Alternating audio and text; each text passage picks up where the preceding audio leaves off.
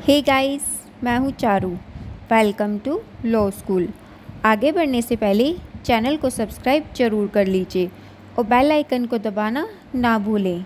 Guys, अगर आप हमारे हिंदू लॉ की वीडियोस देखना चाहते हैं तो आप चैनल की प्लेलिस्ट में जाकर देख सकते हैं। सभी वीडियोस आपको सीरीज़ वाइज मिलेंगी। आज हम हिंदू सक्सेशन अमेंडमेंट एक्ट 2005 के इफ़ेक्ट्स के बारे में पढ़ेंगे, जो कि हमारे एक सब्सक्राइबर ने हमसे रिक्वेस्ट की थी।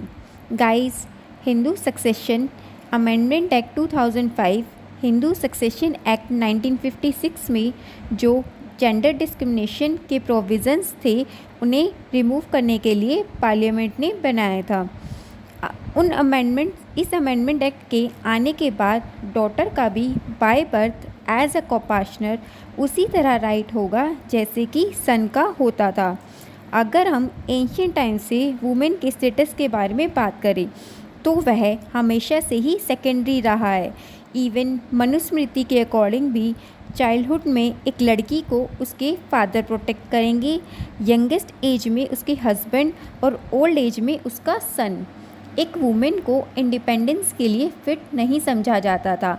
शायद ये एक बहुत बड़ा रीज़न था जो वुमेन को इनहेरिटेंस के अंदर इक्वल राइट्स नहीं मिले थे। हमारे कॉन्स्टिट्यूशन में इक्वालिटी के बहुत सारे चैप्टर्स आर्टिकल्स डाले गए, पर फिर भी कई जगह वुमेन को इक्वल राइट्स नहीं मिले।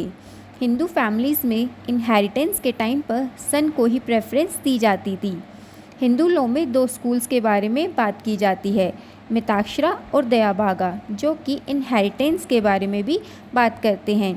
2005 की अमेंडमेंट से पहले मेल असेंडेंट्स को प्रॉपर्टी में राइट्स दिए गए थे एज अ कोपार्टनर, जबकि उसी फैमिली में जन्मी फीमेल का राइट सिर्फ स्त्री धन तक ही लिमिटेड था।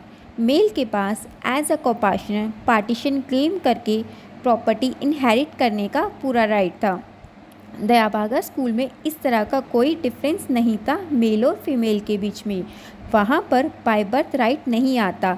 जब तक कर्ता होता है वही सारी प्रॉपर्टी को होल्ड कर सकता है, वही अकेला ओनर होता है पूरी प्रॉपर्टी का। उसकी डेथ के बाद प्रॉपर्टी मेल और फीमेल दोनों में इनहेरिट हो जाती है। वहाँ मेल और फीमेल के बीच में किसी भी तरह का कोई डिफरेंस नहीं होता। वहाँ मेल और फीमेल दोनों के पास फैमिली अफेयर्स में पार्टिसिपेट करने का पूरा राइट होता है। पर मिताक्षरा स्कूल में मेल और फीमेल की सिचुएशन बहुत अलग थी। जुडिशरी ने काफ़ी बार इंडिविजुअल्स के राइट्स को प्रोटेक्ट करने के लिए इंटरफेरेंस भी की और धीरे धीरे आंध्र प्रदेश, तमिलनाडु, कर्नाटका और महाराष्ट्र स्टेट अमेंडमेंट्स करके जेंडर डिस्क्रिमिनेशन को कुछ ख़त्म करने की कोशिश की और लड़कियों को इक्वल राइट्स देने की शुरुआत की गई। 2005 में हिंदू सक्सेशन अमेंडमेंट एक्ट के आने के बाद लड़कियों की सिचुएशन में बहुत चेंज आए। अब उन्हें सन के इक्वल राइट्स दिए गए। यह एक्ट 174th लॉ कमीशन की रिपोर्ट की रिकमेंडेशन से ही आया था, जिसके अकॉर्डिंग वुमेन को भी प्रॉपर्टी में इक्वल राइट्स दिए गए। मेल और फीमेल के बीच में कोई भी जेंडर डिस्क्रिमिनेशन नहीं रखा गया, उन दोनों को ही सेम फुटेज पर रखा गया। Hindu succession amendment bill 2004 Hindu succession act 1956 में दो मेजर चेंजेस लाने की बात करता है। फर्स्ट, सेक्शन 6 को चेंज करके उसमें डॉटर को भी सन के इक्वल राइट देना, और सेकंड, सेक्शन 23 को ओमिट करके अब फीमेल को भी पार्टीशन क्लेम करने का राइट होगा इंटरस्टेट प्रॉपर्टी में और ड्वेलिंग हाउस में। और finally Hindu succession amendment act 2005 आया। सेक्शन 6, सेक्शन 23, सेक्शन 24, सेक्शन 30 सभी सेक्शंस की डिटेल्ड वीडियो आप हिंदू लॉ की प्लेलिस्ट में जाकर देख सकते हैं। हिंदू सक्सेशन अमेंडमेंट एक्ट 9 सितंबर 2005 में इन्फोर्स में आया था। इसके आने के बाद वुमेन की सिचुएशन में काफ़ी सारे चेंजेस हुए। डॉटर को भी सन के इक्वल प्रॉपर्टी में राइट्स दिए गए एज अ कोपार्टनर।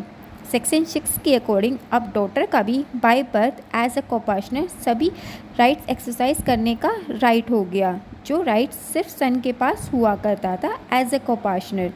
इवन वह अब कर्ता भी बन सकती है अगर वह फैमिली में सीनियर मोस्ट हो।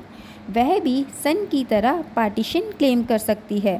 2005 से पहले यह राइट सिर्फ सन के पास होता था एज अ कोपार्टनर, पर अब एज अ कोपार्टनर अगर डॉटर को सन के इक्वल राइट्स दिए गए हैं तो अब उसकी लाइबिलिटीज़ भी उतनी ही हो गई हैं जितनी कि सन की हैं। अब डॉटर को भी सन की तरह इनहेरिटेंस का राइट है और डॉटर को भी सन की तरह ही सभी लाइबिलिटीज़ भी दी गई हैं। गाइस, आज के लिए इतना ही। वीडियो अगर अच्छी लगी हो तो लाइक ज़रूर करना और अपने फ्रेंड्स के साथ शेयर करना मत भूलना। Thank you guys.